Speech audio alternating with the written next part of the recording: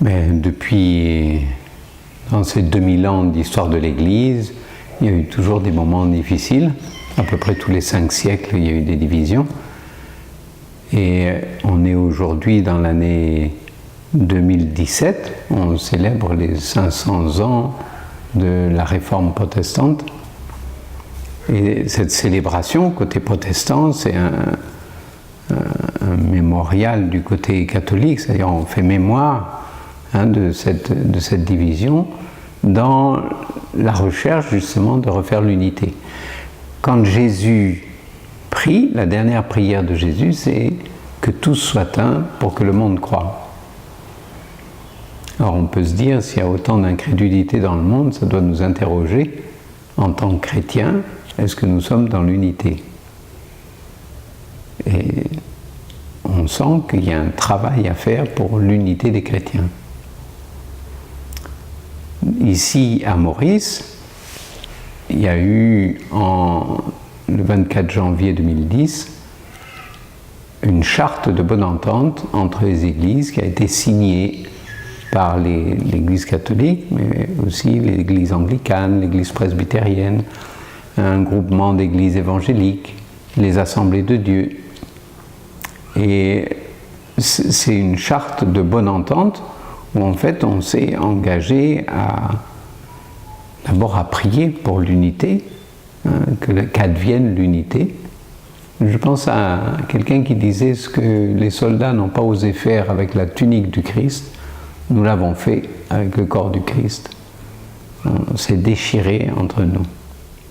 Et le premier point de cette charte, c'est de pouvoir prier pour cette unité. Et puis, annoncer ensemble l'Évangile, puisqu'on se réclame tous de la même parole, on veut tous suivre le Christ, eh bien, annoncer l'Évangile ensemble. Apprendre à se connaître, finalement, aller les uns vers les autres, retrouver des relations. Souvent, on parle mal des autres parce qu'on ne les connaît pas bien. Plus on se connaît, plus les relations deviennent simples et on peut travailler à faire grandir l'unité. L'autre notion qui a été évoquée dans cette charte, c'est l'agir ensemble. On pense à tout ce qui peut se vivre au niveau de l'accueil des personnes les plus pauvres. Donc c'est bon de pouvoir avoir des actions ensemble. Dernièrement, c'était au niveau de la drogue. Essayer de faire quelque chose pour lutter contre la drogue, ensemble. Voilà. Et puis, travailler ensemble. Poursuivre le dialogue, apprendre à se connaître davantage. Et c'est dans ce cadre-là que depuis 3 ans, il y a un week-end. Un week-end qui se vit entre différentes églises, où on aborde différentes questions qui peuvent nous aider à nous connaître davantage les uns les autres.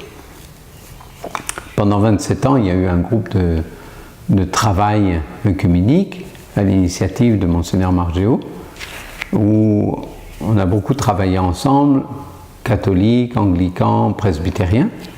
Et à partir de l'an 2000, on s'est ouvert aux autres confessions chrétiennes. Par exemple, prendre conscience qu'il y a plus de 100 000 personnes dans les églises évangéliques. Donc, de pouvoir continuer à faire ce chemin ensemble, de connaissance les uns des autres, de recherche de dialogue.